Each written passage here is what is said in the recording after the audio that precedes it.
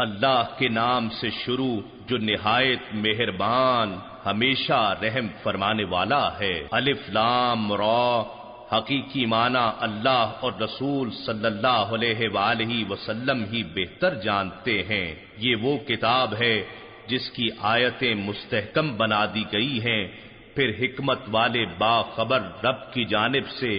وہ مفصل بیان کر دی گئی ہیں۔ یہ کہ اللہ کے سوا تم کسی کی عبادت مت کرو، بے شک میں تمہارے لیے اس اللہ کی جانب سے ڈر سنانے والا اور بشارت دینے والا ہوں۔ اور یہ کہ تم اپنے رب سے مغفرت طلب کرو، پھر تم اس کے حضور صدق دل سے توبہ کرو، وہ تمہیں وقت معین تک اچھی متاع سے لطف اندوز رکھے گا اور ہر فضیلت والے کو اس کی فضیلت کی جزا دے گا، یعنی اس کے اعمال و ریاضت کی کثرت کے مطابق اجر و درجات عطا فرمائے گا۔ اور اگر تم نے روح گردانی کی تو میں تم پر بڑے دن کے عذاب کا خوف رکھتا ہوں۔ تمہیں اللہ ہی کی طرف لوٹنا ہے اور وہ ہر چیز پر بڑا قادر ہے۔ جان لو بے شک وہ کفار اپنے سینوں کو دوہرا کر لیتے ہیں تاکہ وہ اس خدا سے اپنے دلوں کا حال چھپا سکیں۔ خبردار، جس وقت وہ اپنے کپڑے جسموں پر اوڑھ لیتے ہیں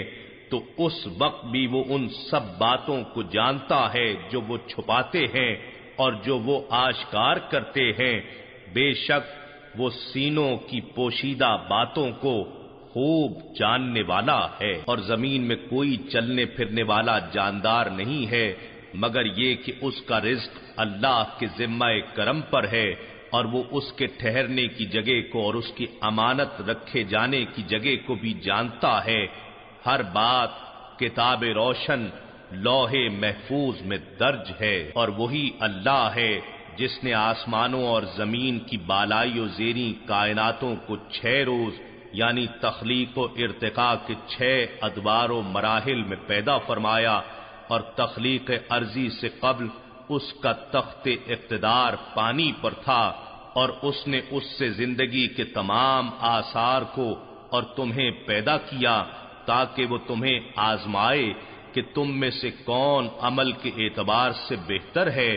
اور اگر آپ یہ فرمائیں کہ تم لوگ مرنے کے بعد زندہ کر کے اٹھائے جاؤ گے تو کافر یقیناً یہ کہیں گے کہ یہ تو صریح جادو کے سوا کچھ اور نہیں ہے۔ اور اگر ہم ان سے چند مقررہ دنوں تک عذاب کو مؤخر کر دیں تو وہ یقیناً کہیں گے کہ اسے کس چیز نے روک رکھا ہے۔ خبردار، جس دن وہ عذاب ان پر آئے گا تو ان سے پھیرا نہ جائے گا اور وہ عذاب انہیں گھیر لے گا جس کا وہ مذاق اڑایا کرتے تھے۔ اور اگر ہم انسان کو اپنی جانب سے رحمت کا مزہ چکھاتے ہیں پھر ہم اسے کسی وجہ سے اس سے واپس لے لیتے ہیں تو وہ نہایت مایوس اور ناشکر گزار ہو جاتا ہے۔ اور اگر ہم اسے کوئی نعمت چکھاتے ہیں اس تکلیف کے بعد جو اسے پہنچ چکی تھی تو ضرور کہہ اٹھتا ہے کہ مجھ سے ساری تکلیفیں جاتی رہیں۔ بے شک وہ بڑا خوش ہونے والا اور فخر کرنے والا بن جاتا ہے، سوائے ان لوگوں کے جنہوں نے صبر کیا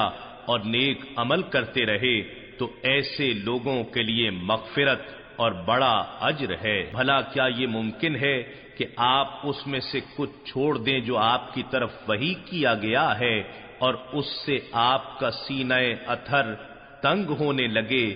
اس خیال سے کہ کفار یہ کہتے ہیں کہ اس رسول پر کوئی خزانہ کیوں نہ اتارا گیا یا اس کے ساتھ کوئی فرشتہ کیوں نہیں آیا؟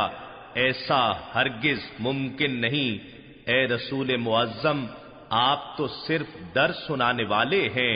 کسی کو دنیاوی لالچ یا سزا دینے والے نہیں، اور اللہ ہر چیز پر نگہبان ہے۔ کیا کفار یہ کہتے ہیں کہ پیغمبر نے اس قرآن کو خود گھڑ لیا ہے؟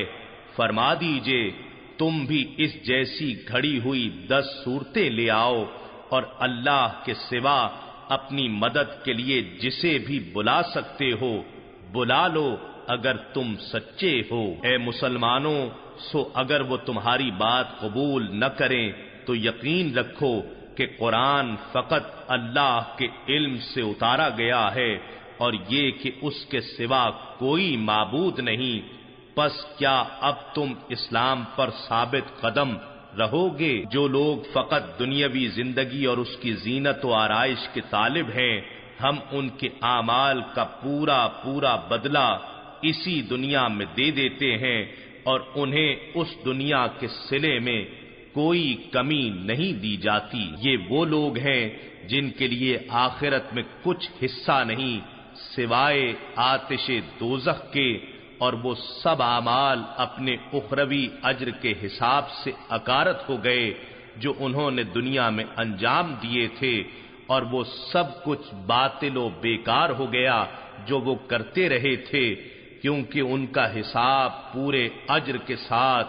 دنیا میں ہی چکا دیا گیا ہے اور آخرت کے لیے کچھ نہیں بچا۔ وہ شخص جو اپنے رب کی طرف سے روشن دلیل پر ہے اور اللہ کی جانب سے ایک گواہ قرآن بھی اس شخص کی تائید و تقویت کے لیے آ گیا ہے، اور اس سے قبل موسیٰ علیہ السلام کی کتاب تورات بھی جو رہنما اور رحمت تھی آ چکی ہو، یہی لوگ اس قرآن پر ایمان لاتے ہیں۔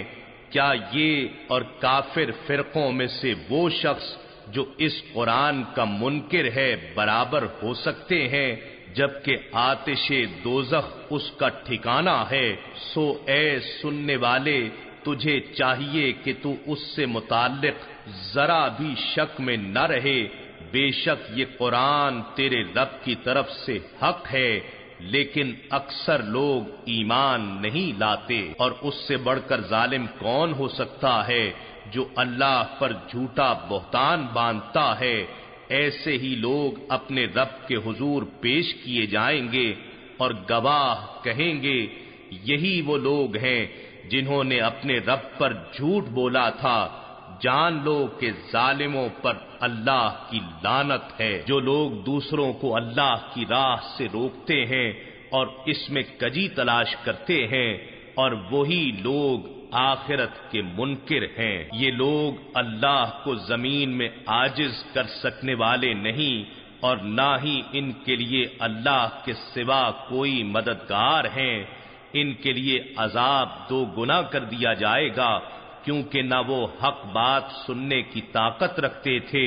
اور نہ حق کو دیکھ ہی سکتے تھے۔ یہی لوگ ہیں جنہوں نے اپنی جانوں کو نقصان پہنچایا، اور جو بہتان وہ باندھتے تھے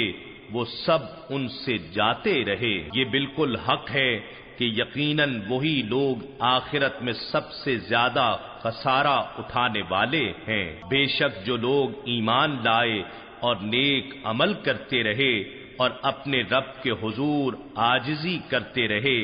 یہی لوگ اہل جنت ہیں، وہ اس میں ہمیشہ رہنے والے ہیں۔ کافر و مسلم دونوں فریقوں کی مثال اندھے اور بہرے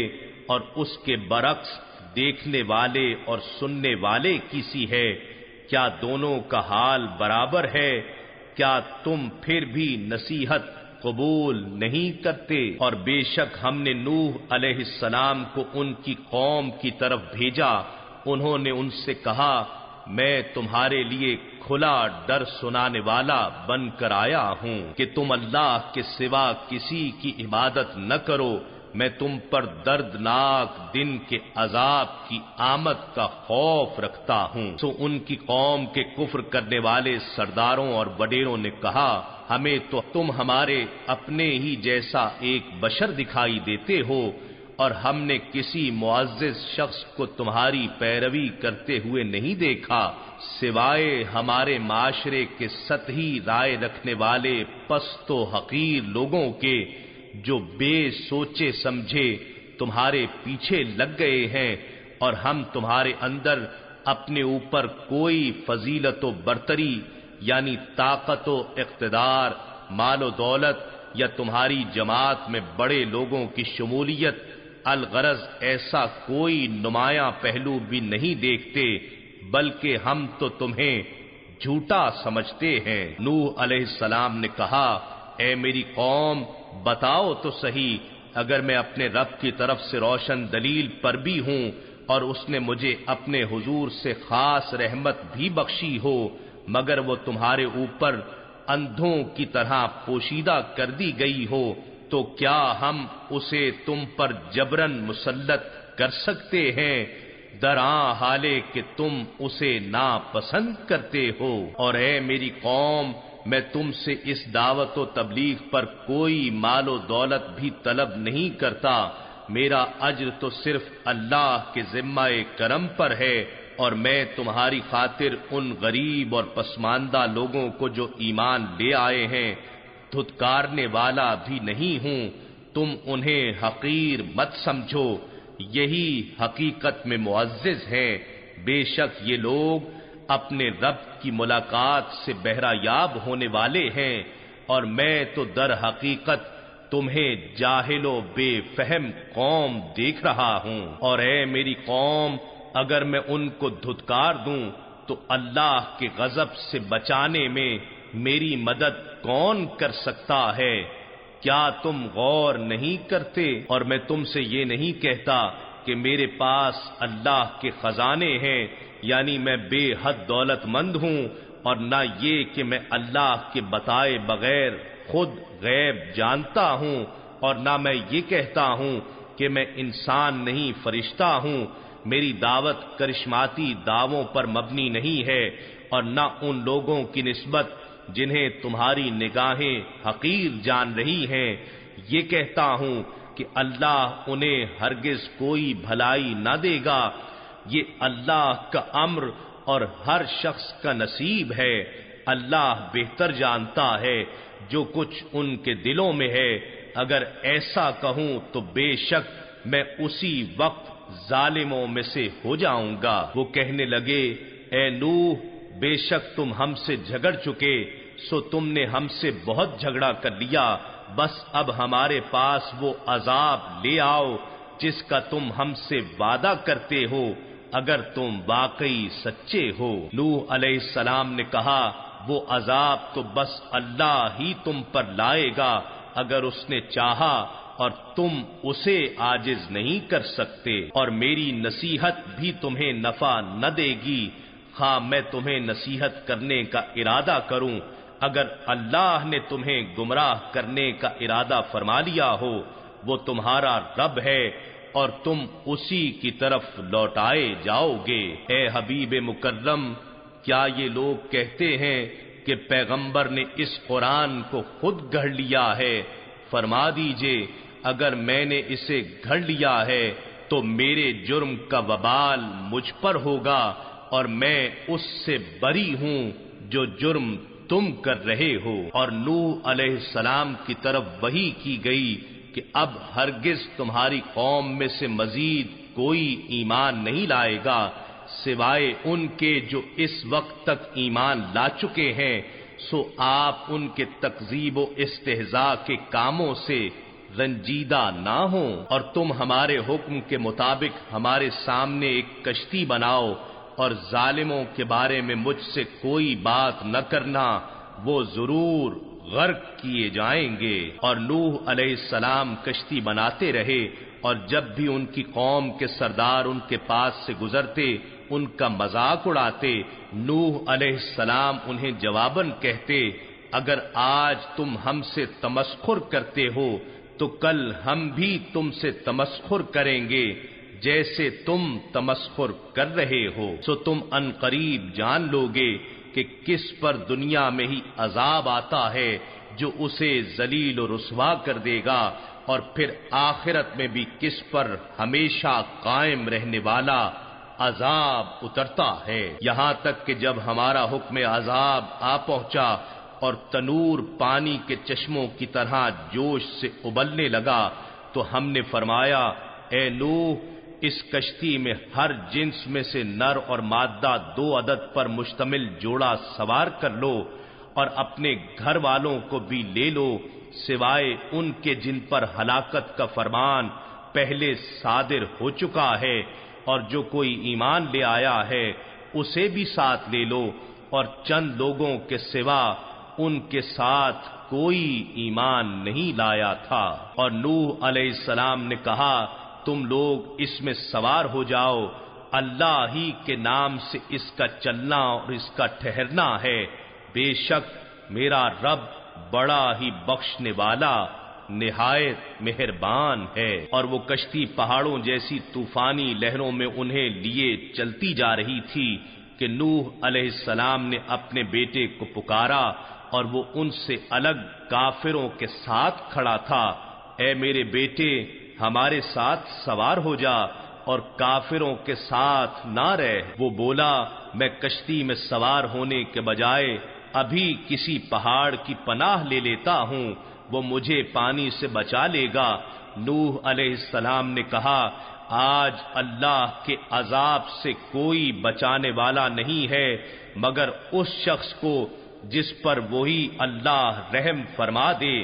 اسی اثناء میں دونوں یعنی باپ بیٹے کے درمیان طوفانی موج حائل ہو گئی، سو وہ ڈوبنے والوں میں ہو گیا۔ اور جب سفینہ نوح علیہ السلام کے سوا سب ڈوب کر ہلاک ہو چکے تو حکم دیا گیا اے زمین اپنا پانی نگل جا، اور اے آسمان تو تھم جا، اور پانی خشک کر دیا گیا اور کام تمام کر دیا گیا، اور کشتی جودی پہاڑ پر جا ٹھہری، اور فرما دیا گیا کہ ظالموں کے لیے رحمت سے دوری ہے۔ اور نوح علیہ السلام نے اپنے رب کو پکارا اور عرض کیا اے میرے رب بے شک میرا لڑکا بھی تو میرے گھر والوں میں داخل تھا، اور یقیناً تیرا وعدہ سچا ہے اور تو سب سے بڑا حاکم ہے۔ ارشاد ہوا اے نوح بے شک وہ تیرے گھر والوں میں شامل نہیں کیونکہ اس کے عمل اچھے نہ تھے، پس مجھ سے وہ سوال نہ کیا کرو جس کا تمہیں علم نہ ہو، میں تمہیں نصیحت کیے دیتا ہوں کہ کہیں تم نادانوں میں سے نہ ہو جانا۔ نوح علیہ السلام نے عرض کیا اے میرے رب میں اس بات سے تیری پناہ چاہتا ہوں کہ تجھ سے وہ سوال کروں جس کا مجھے کچھ علم نہ ہو، اور اگر تو مجھے نہ بخشے گا اور مجھ پر رحم نہ فرمائے گا تو میں نقصان اٹھانے والوں میں سے ہو جاؤں گا۔ فرمایا گیا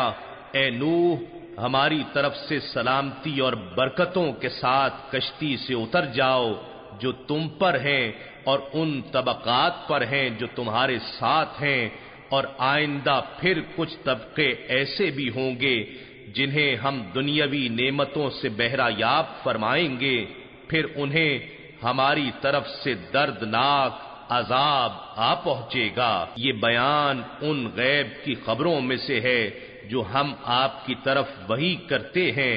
اس سے قبل نہ آپ انہیں جانتے تھے اور نہ آپ کی قوم، پس آپ صبر کریں،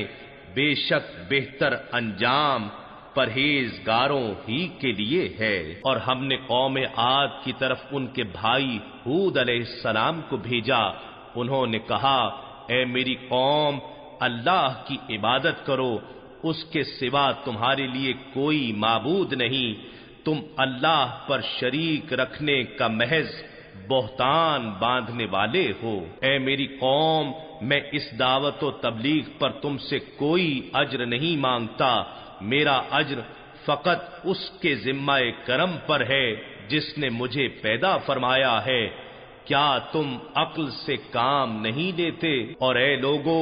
تم اپنے رب سے گناہوں کی بخشش مانگو، پھر اس کی جناب میں صدق دل سے رجوع کرو، وہ تم پر آسمان سے موسلا دھار بارش بھیجے گا اور تمہاری قوت پر قوت بڑھائے گا،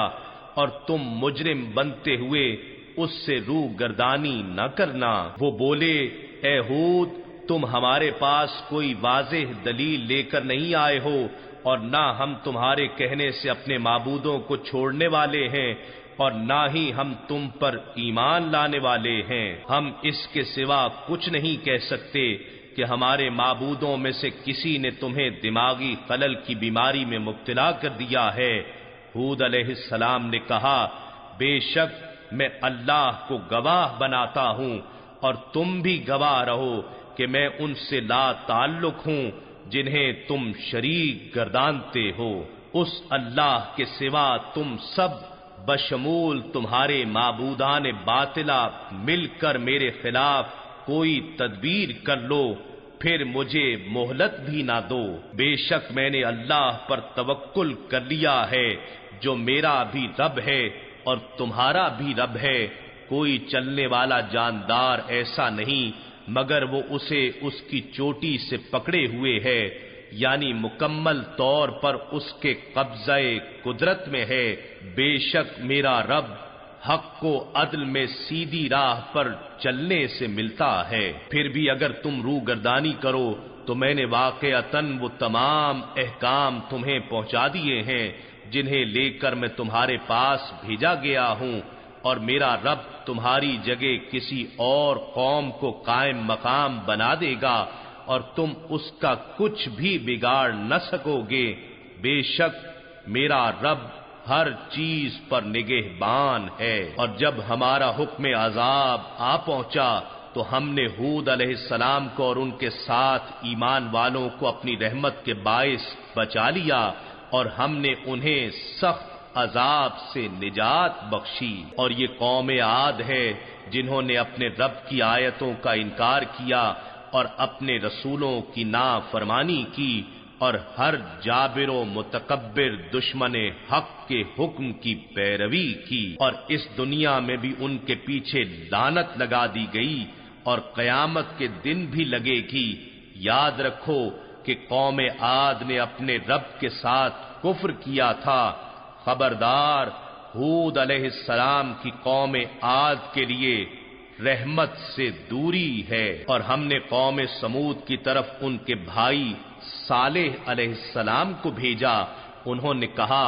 اے میری قوم، اللہ کی عبادت کرو، تمہارے لیے اس کے سوا کوئی معبود نہیں۔ اسی نے تمہیں زمین سے پیدا فرمایا اور اس میں تمہیں آباد فرمایا، سو تم اس سے معافی مانگو، پھر اس کے حضور توبہ کرو۔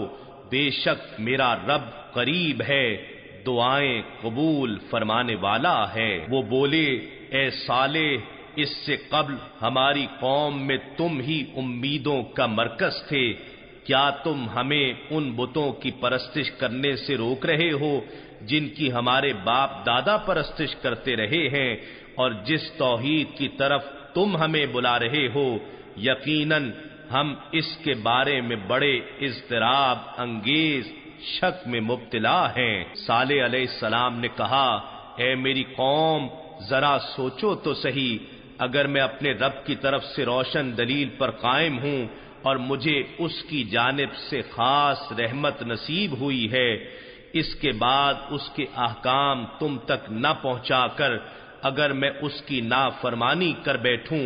تو کون شخص ہے جو اللہ کے عذاب سے بچانے میں میری مدد کر سکتا ہے؟ پس سوائے نقصان پہنچانے کے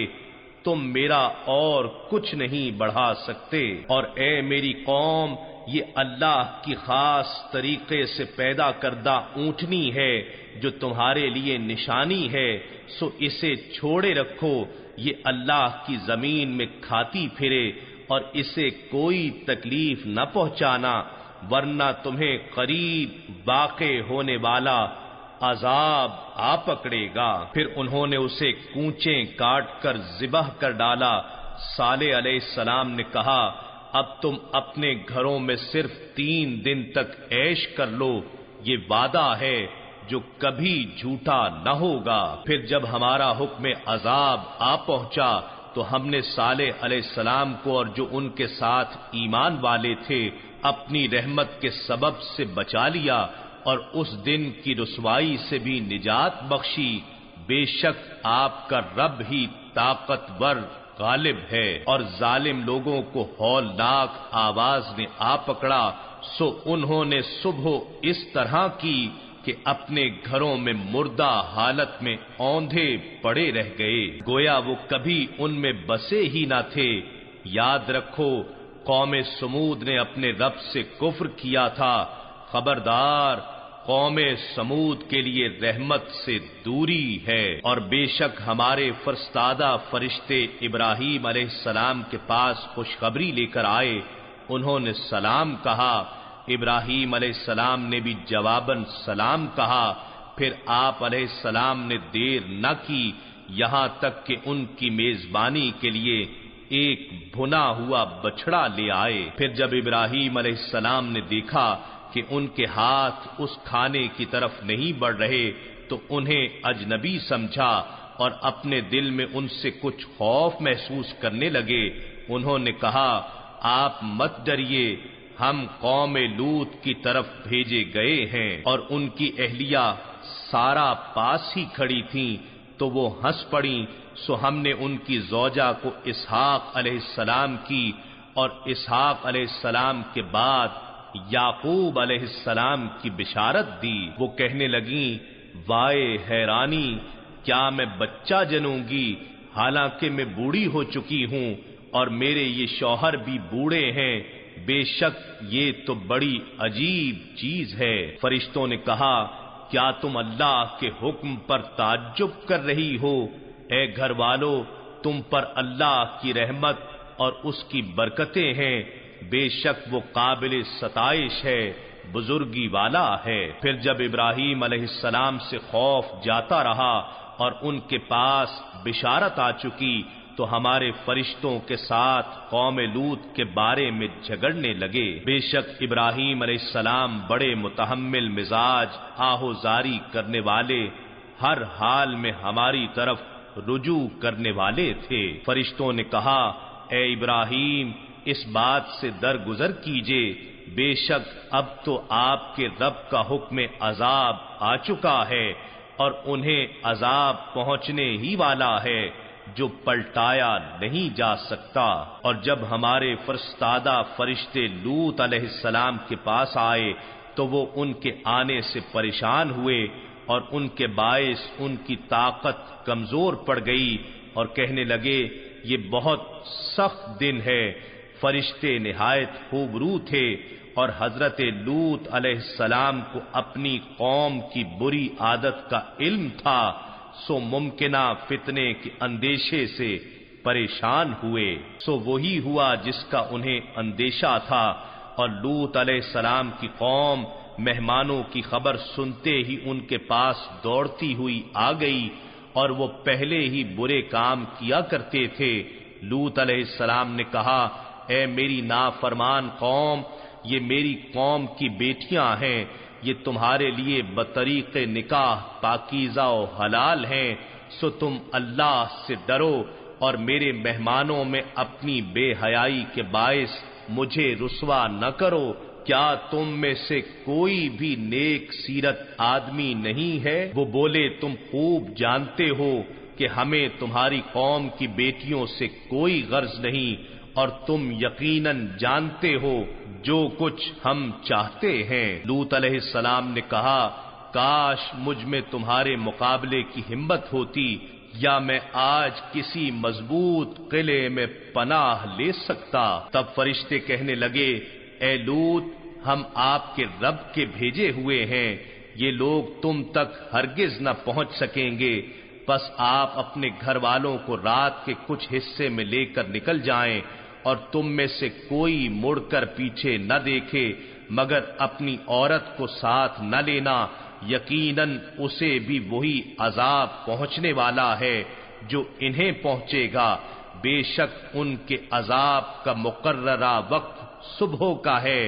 کیا صبح قریب نہیں ہے؟ پھر جب ہمارا حکم عذاب آ پہنچا تو ہم نے الٹ کر اس بستی کے اوپر کے حصے کو نچلا حصہ کر دیا، اور ہم نے اس پر پتھر اور پکی ہوئی مٹی کے کنکر برسائے جو پے در پے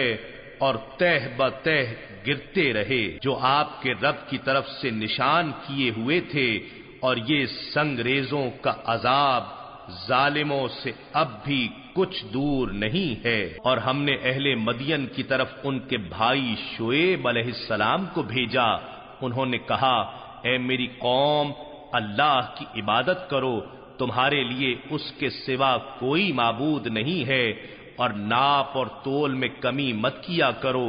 بے شک میں تمہیں آسودہ حال دیکھتا ہوں، اور میں تم پر ایسے دن کے عذاب کا خوف محسوس کرتا ہوں جو تمہیں گھیر لینے والا ہے۔ اور اے میری قوم، تم ناپ اور تول انصاف کے ساتھ پورے کیا کرو، اور لوگوں کو ان کی چیزیں گھٹا کر نہ دیا کرو، اور فساد کرنے والے بن کر ملک میں تباہی مت مچاتے پھرو۔ جو اللہ کے دیے میں بچ رہے وہی تمہارے لیے بہتر ہے اگر تم ایمان والے ہو،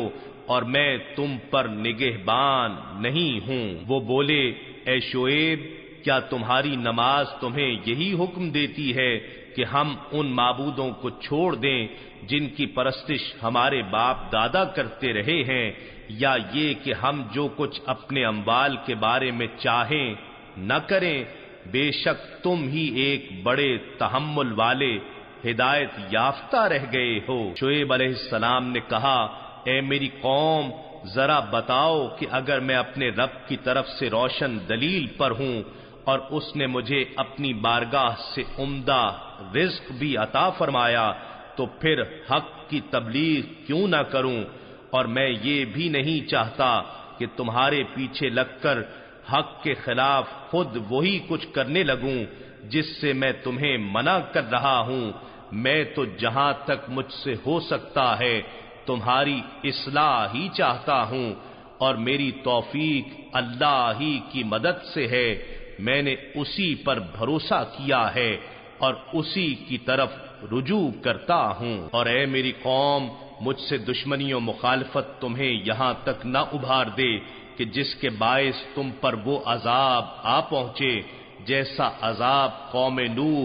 یا قوم ہود یا قوم صالح کو پہنچا تھا، اور قوم لوط کا زمانہ تو تم سے کچھ دور نہیں گزرا۔ اور تم اپنے رب سے مغفرت مانگو، پھر اس کے حضور صدق دل سے توبہ کرو، بے شک میرا رب نہایت مہربان محبت فرمانے والا ہے۔ وہ بولے، اے شعیب، تمہاری اکثر باتیں ہماری سمجھ میں نہیں آتی، اور ہم تمہیں اپنے معاشرے میں ایک کمزور شخص جانتے ہیں، اور اگر تمہارا کنبہ نہ ہوتا تو ہم تمہیں سنگسار کر دیتے، اور ہمیں اسی کا لحاظ ہے، ورنہ تم ہماری نگاہ میں کوئی عزت والے نہیں ہو۔ شعیب علیہ السلام نے کہا، اے میری قوم، کیا میرا کنبہ تمہارے نزدیک اللہ سے زیادہ معزز ہے، اور تم نے اسے یعنی اللہ تعالی کو گویا اپنے پسے پشت ڈال رکھا ہے؟ بے شک میرا رب تمہارے سب کاموں کو احاطے میں لیے ہوئے ہے۔ اور اے میری قوم، تم اپنی جگہ کام کرتے رہو، میں اپنا کام کر رہا ہوں، تم ان قریب جان لوگے کہ کس پر وہ عذاب آ پہنچتا ہے جو رسوا کر ڈالے گا، اور کون ہے جو جھوٹا ہے، اور تم بھی انتظار کرتے رہو، اور میں بھی تمہارے ساتھ منتظر ہوں۔ اور جب ہمارا حکم عذاب آ پہنچا تو ہم نے شعیب علیہ السلام کو اور ان کے ساتھ ایمان والوں کو اپنی رحمت کے باعث بچا لیا، اور ظالموں کو خوفناک آواز نے آ پکڑا، سو انہوں نے صبح اس حال میں کی کہ اپنے گھروں میں مردہ حالت میں اوندھے پڑے رہ گئے، گویا وہ ان میں کبھی بسے ہی نہ تھے۔ سنو، اہل مدین کے لیے ہلاکت ہے جیسے قوم سمود ہلاک ہوئی تھی۔ اور بے شک ہم نے موسیٰ علیہ السلام کو بھی اپنی نشانیوں اور روشن برہان کے ساتھ بھیجا فرعون اور اس کے سرداروں کے پاس، تو قوم کے سرداروں نے فرعون کے حکم کی پیروی کی، حالانکہ فرعون کا حکم درست نہ تھا۔ وہ قیامت کے دن اپنی قوم کے آگے آگے چلے گا، بالآخر انہیں آتش دوزخ میں لا گرائے گا، اور وہ داخل کیے جانے کی کتنی بری جگہ ہے۔ اور اس دنیا میں بھی لعنت ان کے پیچھے لگا دی گئی، اور قیامت کے دن بھی ان کے پیچھے رہے گی۔ کتنا برا عطیہ ہے جو انہیں دیا گیا ہے۔ اے رسول معظم، یہ ان بستیوں کے کچھ حالات ہیں جو ہم آپ کو سنا رہے ہیں، ان میں سے کچھ برقرار ہیں اور کچھ نیست و نابود ہو گئیں، اور ہم نے ان پر ظلم نہیں کیا تھا لیکن انہوں نے خود ہی اپنی جانوں پر ظلم کیا، سو ان کے وہ جھوٹے معبود جنہیں وہ اللہ کے سوا پوجتے تھے ان کے کچھ کام نہ آئے جب آپ کے رب کا حکم عذاب آیا، اور وہ دیوتا تو صرف ان کی ہلاکت و بربادی میں ہی اضافہ کر سکے۔ اور اسی طرح آپ کے رب کی پکڑ ہوا کرتی ہے جب وہ بستیوں کی اس حال میں گرفت فرماتا ہے کہ وہ ظالم بن چکی ہوتی ہیں،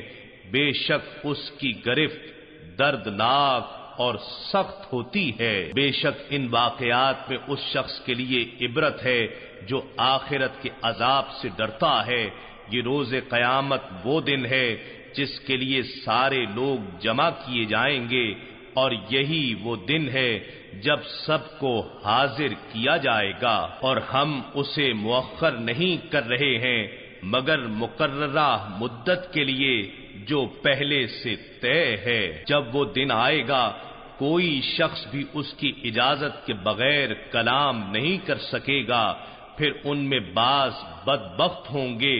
اور بعض نیک بخت۔ سو جو لوگ بدبخت ہوں گے وہ دوزخ میں پڑے ہوں گے، ان کے مقدر میں وہاں چیخنا اور چلانا ہوگا، وہ اس میں ہمیشہ رہیں گے جب تک آسمان اور زمین جو اس وقت ہوں گے قائم رہیں،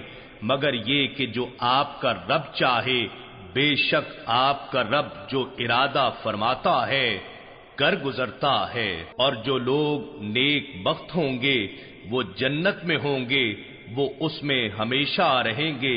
جب تک آسمان اور زمین جو اس وقت ہوں گے قائم رہیں، مگر یہ کہ جو آپ کا رب چاہے یہ وہ عطا ہوگی جو کبھی منقطع نہ ہوگی۔ بس اے سننے والے تو ان کے بارے میں کسی بھی شک میں مبتلا نہ ہو جن کی یہ لوگ پوجا کرتے ہیں، یہ لوگ کسی دلیل و بصیرت کی بنا پر پرستش نہیں کرتے